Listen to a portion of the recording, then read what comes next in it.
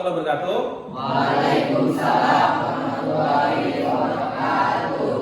Selamat siang kelas 12 IPS. Siang, Pak. Masih semangat untuk belajar? Semangat.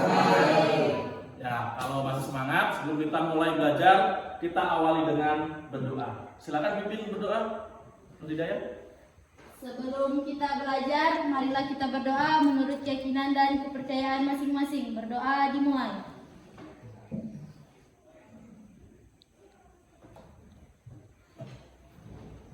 Berdoa selesai. Amin. Kita sudah selesai berdoa. Semoga apa yang kita pelajari hari ini bisa kita serap dengan baik dan bisa kita amalkan dalam kehidupan sehari-hari. Nah, selanjutnya untuk mengawali dalam kegiatan hari ini, agar kita semangat, kita sama-sama melakukan sebuah ice breaking. Jadi ice breaking di sini dilakukan di awal dengan tujuan kita fokus dan kita siap untuk mengikuti kegiatan. Bisa dimulai? Bisa ya? Jadi ice breakingnya begini. Nanti Bapak kasih aba-aba ke kalian. Itu ada 4 aba-aba. Pertama, selamat pagi, selamat siang, selamat sore, dan selamat malam. Bisa diulang pertama? Selamat pagi, Selamat siang, selamat sore, selamat malam. Oke. Nah, nanti selanjutnya ketika Bapak bilang misalnya selamat pagi, kalian tepuk tangan sekali. Ya. Kalau selamat siang berarti tepuk tangan 2 kali. Kalau selamat sore tepuk tangan 3 kali. Kalau selamat malam tepuk tangan? Jangan tepuk tangan. Kan malam, kan kita kejaduran, ya. Jadi kalau malam kalian tepuk tangannya jangan kena. Gini aja. Siap? Siap. Uji konsentrasi. Oke. Selamat pagi.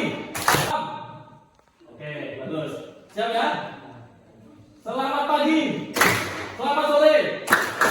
Selamat malam. Oke, ulangi lagi. Sekali lagi. Oke, fokus ya, konsentrasi. Oke. Selamat pagi. Selamat sore. Selamat siang. Selamat malam. Oke. Sekali lagi. Nah, oke. Selamat sore. Selamat pagi. Selamat malam. Selamat saya. Nah, oke. Sedikitnya cukup. Jadi kenapa Bapak kasih sedikit ajaran atau setiap materi dari Bapak guru siapapun dapat kalian terima secara maksimal. Paham? Oke. Kalau sudah paham, kita lanjutkan langsung ke inti materi. Inti materi. Semua lihat ini di depan ya. Di depan itu ada kebinekaan global, dunia yang berwarna. Kira-kira di dunia ini ada berapa warna? Ada yang bisa jawab? Banyaknya berapa? Berapa? Ada yang bisa? 12. Berapa? Satu mesin aja warnanya. Lihat itu. Di dunia ini ada berapa warna? Banyaknya berapa dulu? Itu. Kalau ngomong warna berarti kalian bisa sesuaikan dengan ada berapa jumlah penduduk di dunia ini. Kenapa? Karena setiap orang menilai warna pasti berbeda-beda. Misalnya di sini ada Bunda melihat ini warna apa Bunda? Kuning. Oke. Tapi kenapa semua orang pada warna kuning? Enggak juga, ya kan? Tergantung dari kekuatan mata kita dalam mengidentifikasi sebuah warna. Nah, ini awal dari materi kita hari ini, yaitu tentang dunia yang berwarna. Nah, ada gambar di situ. Itu kan terdiri dari berbagai suku bangsa. Ada yang dari Amerika dan lain sebagainya. Bahwa kita ketahui di dunia kita ini terdiri dari berbagai suku dan ras. Oleh karena itu, kita sebagai bagian dari penduduk dunia itu harus bisa menerima perbedaan yang ada. Jangankan ngomong dunia, kita ngomong itu Indonesia saja, ya kan? Indonesia itu kan terdiri dari berbagai suku itu. Nah, kita lanjutkan. Dengan menerima perbedaan, jadi diharapkan kita itu tidak takut dengan perbedaan, kita tidak anti dengan perbedaan. Kenapa? Karena dari perbedaan ini sebenarnya manusia itu kan satu nenek moyang, yaitu Nabi Adam. Mana Adam? Adam? Nah, ada Adam kan di situ. Nah, jadi kita itu sebenarnya dari satu manusia yang berkembang menjadi ribuan bahkan jutaan. Terus yang kedua, implikasinya terhadap kebinekaan. Jadi dengan adanya perbedaan ini itu bisa menciptakan sebuah kerentanan atau bisa menciptakan sebuah masalah. Nah, di situ kita dituntut untuk bisa mengatasinya.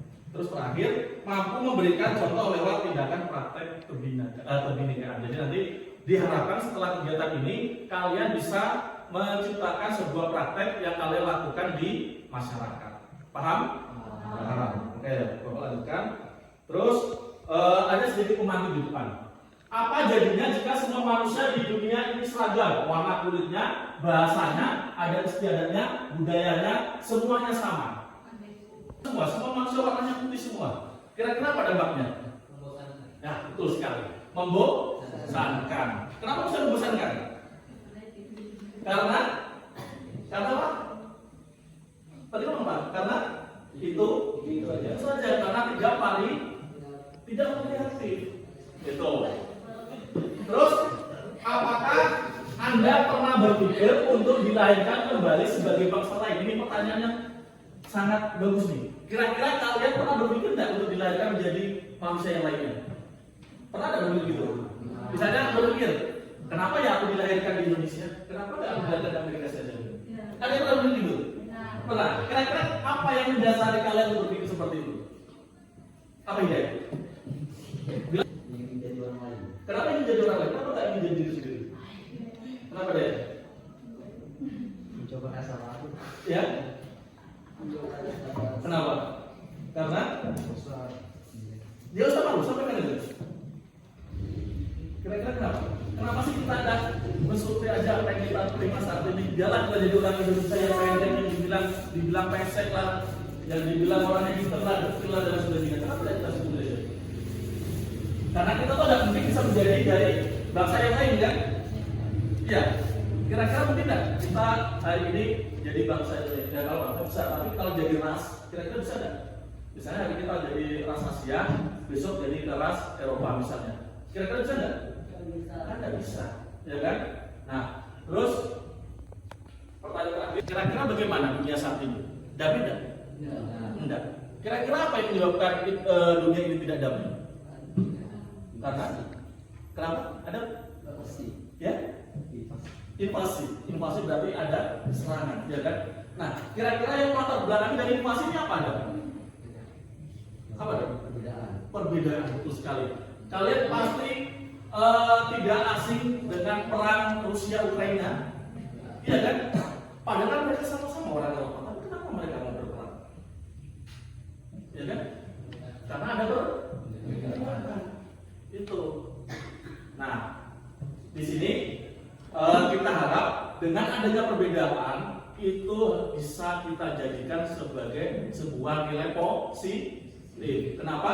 Karena tadi ada yang bilang kalau kita semuanya sama, itu kan kita malah bosan, nggak benar. Melayu, ya kan? Terus ada orang Eropa, ada orang Negro, orang Afrika. Nah, semua kan bisa saling mempelajari jika adanya perbedaan. Oke, kita lanjutkan. Terus selanjutnya, sejak dahulu kala manusia bermigrasi dari tempat asalnya menuju tempat baru untuk mencari kehidupan yang lebih baik. Jadi, kalau kita lihat asal-muasal pergerakan manusia itu semua diawali dari Asia. Jadi semua manusia yang ada di dunia itu diawali dari Asia, kemudian dia menyebar sampai ke seluruh dunia. Nah, dari kegiatan ini itulah yang menyebabkan sebuah perbedaan. Jika kita pindah dari satu tempat ke tempat yang lain, itu kan otomatis kita melakukan namanya apa? Penyesuaian atau adaptasi. Itu adalah untuk mencari kehidupan yang lebih baik. Bapak lanjutkan.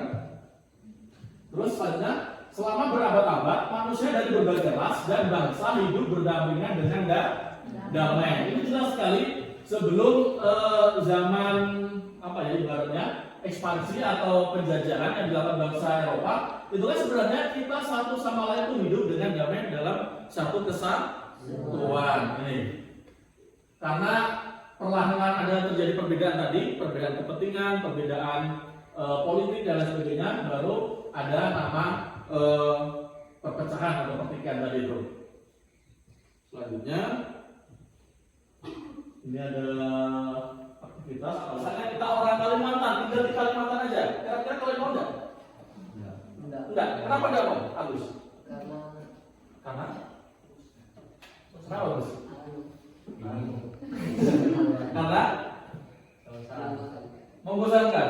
Ya, karena jika kita hanya diminta di satu tempat saja, otomatis kita tidak akan berkembang. Kita tahu bersama misalnya banyak orang dari Kalimantan, banyak orang dari Kalimantan Utara itu belajar bisa sampai di Makassar, bisa sampai di Jawa, bahkan bisa sampai ke luar negeri, ya kan? Ini kan untuk tujuan hidup yang lebih baik. Terus yang kedua, ya pribumi, bahasa yang bagus pribumi. Pribumi itu maksudnya apa, teman? Orang asal daerahnya. Orang asal daerah situ, yang benar-benar tinggal di situ. Ya, oke. Nanti saja kita bahas pribumi. Ya, betul sekali. Terus yang ketiga, jika Anda adalah seseorang yang memiliki wewenang, apa kebijakan Anda tentang ini? Bagaimana agar manusia hidup berdampingan dengan damai? Kira-kira bagaimana seandainya kita jadi seorang presiden? Seandainya kita jadi apa? Ada yang tahu? Yang harus dilakukan adalah dengan membiasakan keragaman atau membiasakan perbedaan. Sekarang begini, dalam satu kelas ini aja itu satu suku semua atau tidak? Beda kan? Nah, dari kelas yang kecil ini aja terjadi perbedaan dari berbagai macam suku. Tapi Bapak tanya, pernah nggak kalian berantem gara-gara suku? Enggak kan? Bapak harap jangan sekali-kali terjadi perkelahian karena perbedaan suku, ras, agama dan sebagainya. Kenapa? Karena di sini dididik untuk menjadi satu. Gitu. Terus selanjutnya, ini tadi yang dijawab Firman. Kita satu kesatuan yang berbeda. Video di bawah ini menyadarkan kita tidak ada ras yang murni 100%. Nah, selanjutnya Bapak bisa putarkan videonya. Bentar.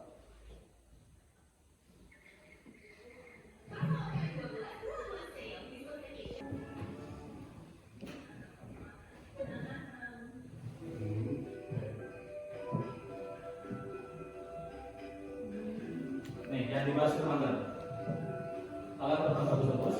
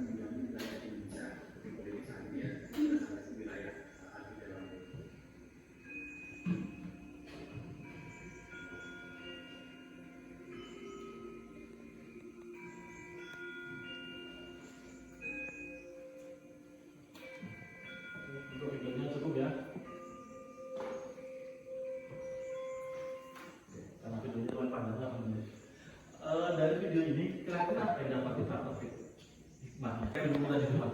Walaupun Indonesia belum tentu 100% dari Indonesia. Iya, meskipun kita orang Indonesia, tapi belum tentu kita 100% terlindungi di situ. Kenapa? Kita tahu bersama manusia modern yang ada di Indonesia itu adalah pendatang dari Asia, ya kan? Kalau kita ngomong pribumi yang benar-benar asli orang Indonesia, kalian pernah baca sejarah? Pernah? Bu Mentari pernah ngajarkan tentang manusia purba? Pithecanthropus, masih ingat? Pithecanthropus? Manusia purba zaman lampau. Nah, kalau mau pribumi itulah pribumi yang benar-benar asli dari Indonesia. Kalau kita semua yang ada di sini itu adalah pendatang yang masuk ke kawasan Nusantara.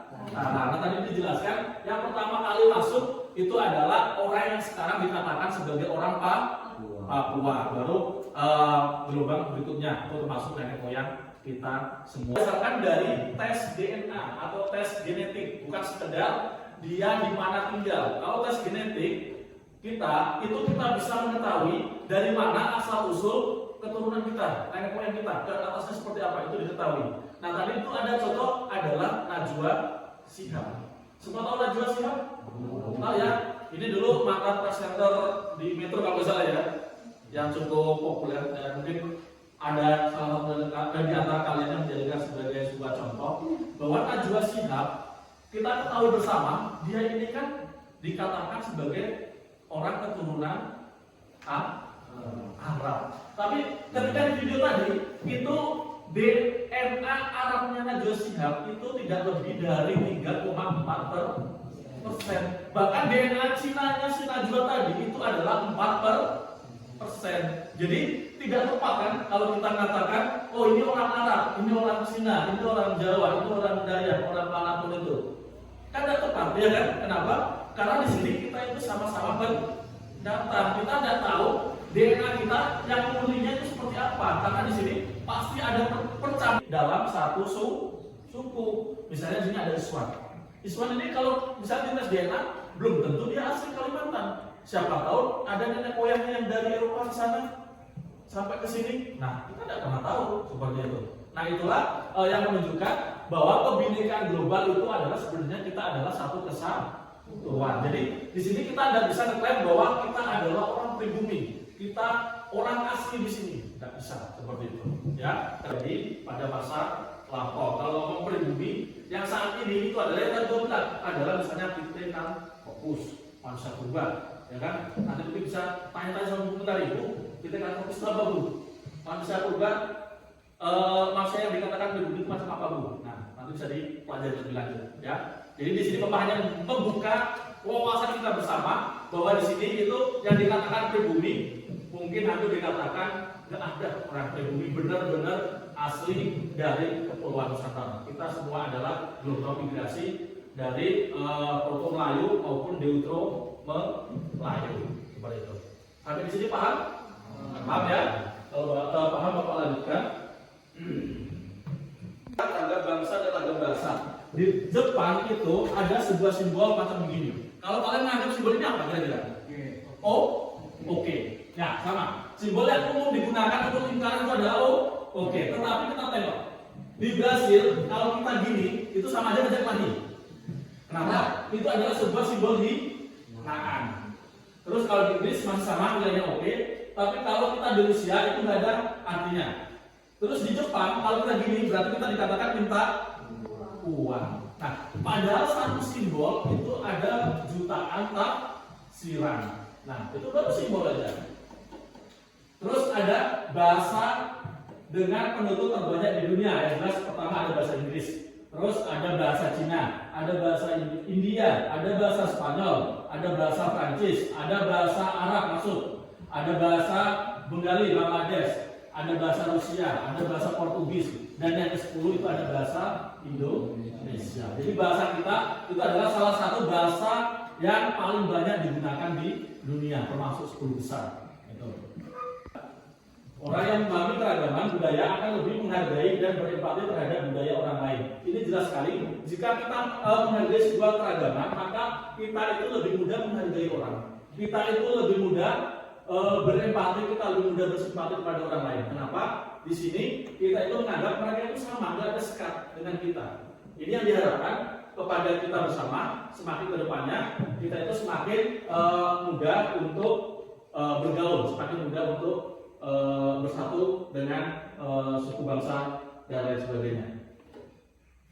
Terus yang ketiga, Ijo lebih suka bergaul hanya dengan orang yang sama dengannya. Sementara Ijal pergaulan yang luas dengan teman yang beragam. Ijo lebih suka berkumpul dengan orang dari suku yang sama karena bahasa dan budayanya agak beda, jadi tidak ribet. Sementara teman Ijal beragam suku bangsanya. Meski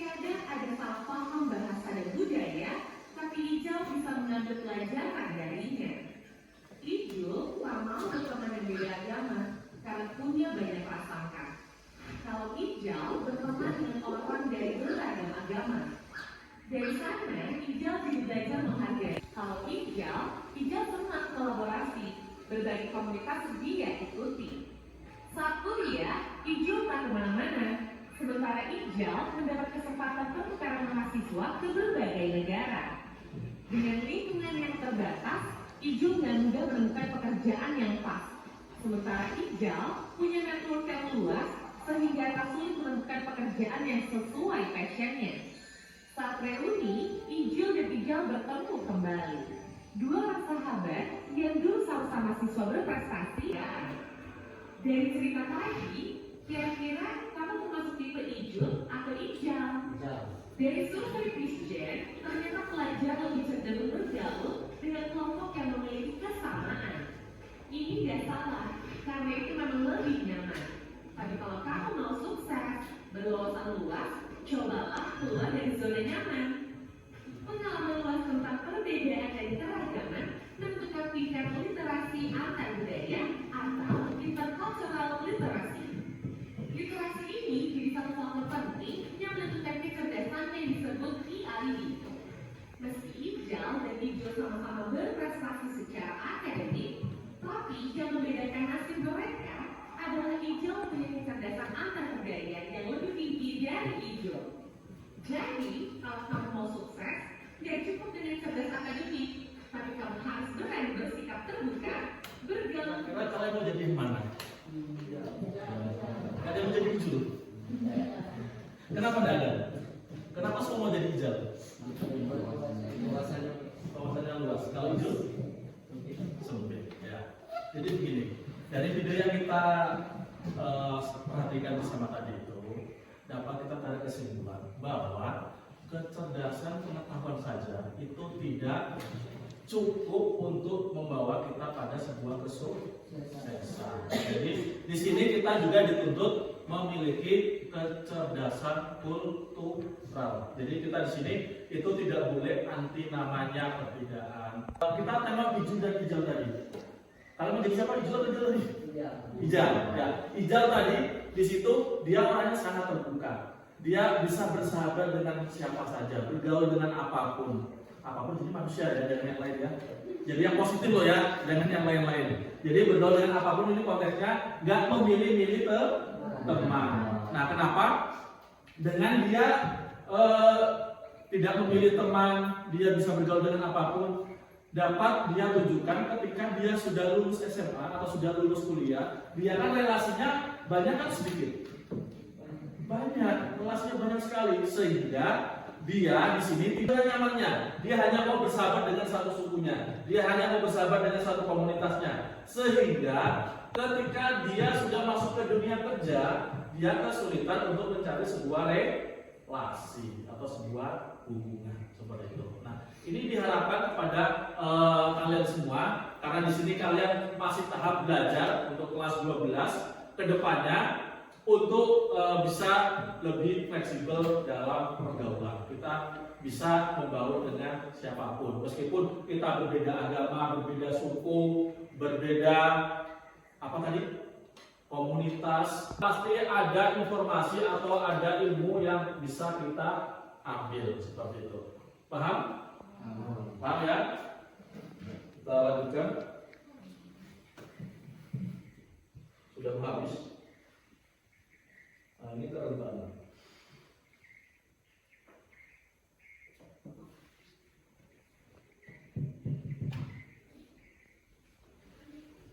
Nah, kerentanan. Semua bisa di depan. Separuh responden di banyak negara Eropa merasa tak terancam oleh para pendatang atau kaum imigran. Kita tahu bersama di negara-negara Eropa yang katanya negara maju, bahkan dia itu pun anti dengan pendatang. Sebagai contoh, kan bertentangan dengan hak asasi manusia gitu.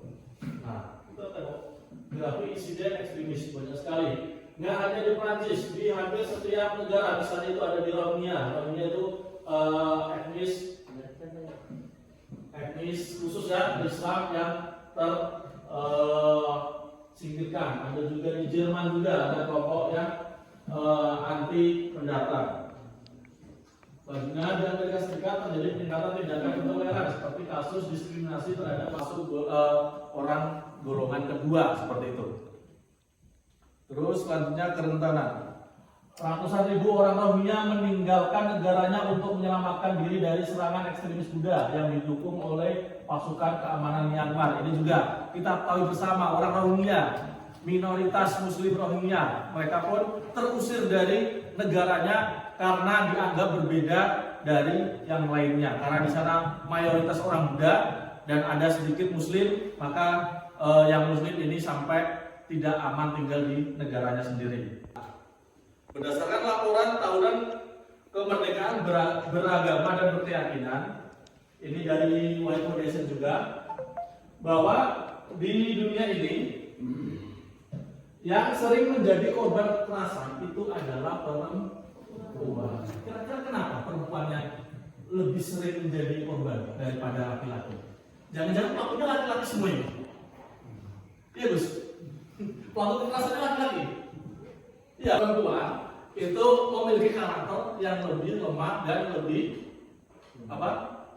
lembut, betul sekali. Jadi dia itu lebih menjadi korban dimanapun dia berada. Bukan hanya ada di Indonesia, tetapi hampir di setiap negara. Itu ada 852 juta perempuan pernah mengalami kekerasan fisik atau kekerasan seksual. Ini di dunia. Sebanyak orang itu yang pernah mengalami kekerasan fisik. Ini lebih ke perempuan. 31% perempuan berusia corona meningkatkan kekerasan terhadap perempuan.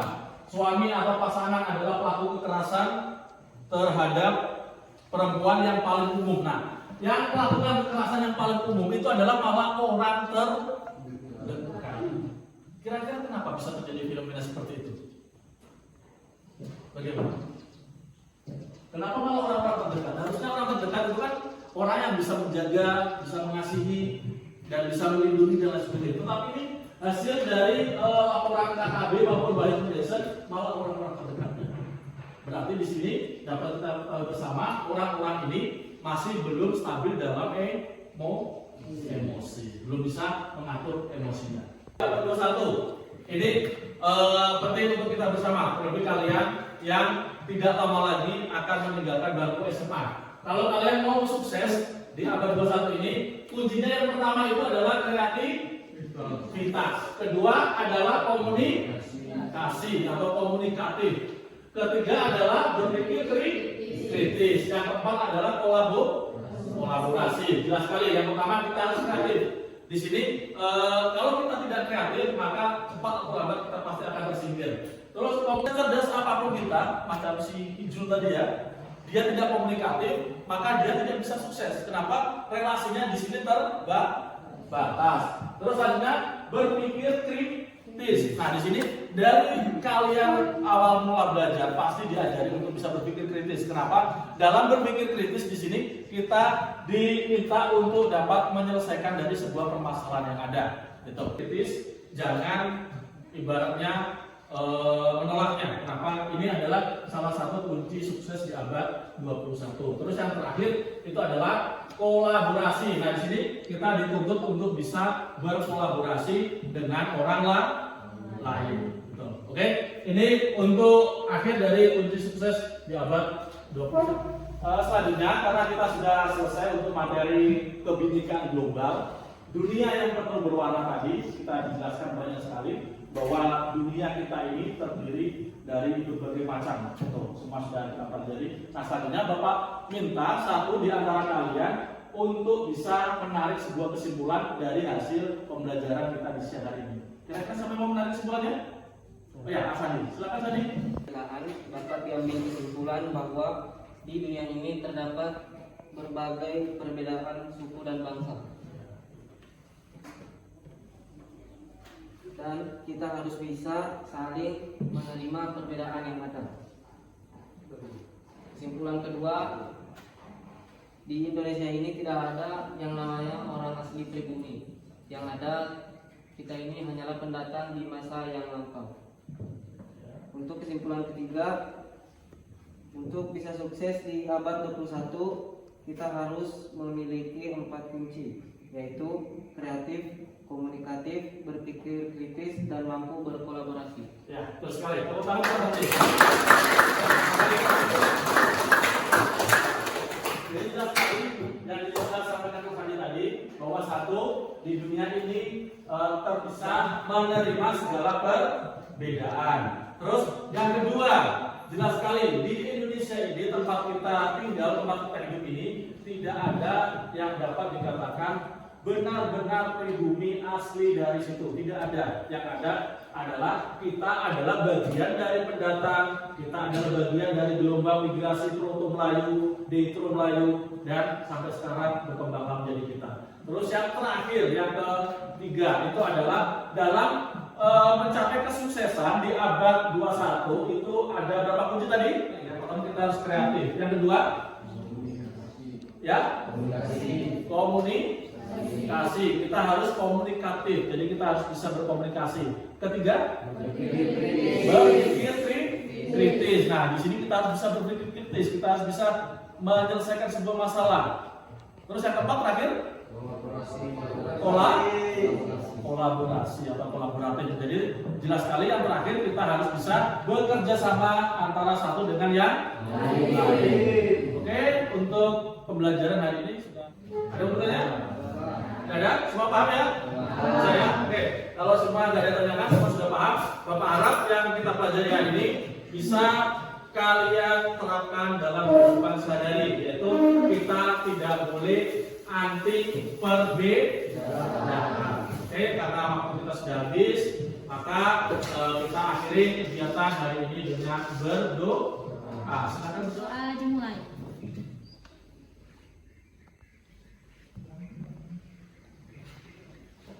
Berdoa selesai. Nah, sudah selesai berdoa ya, maka selanjutnya kita akhiri. Wassalamualaikum warahmatullahi wabarakatuh.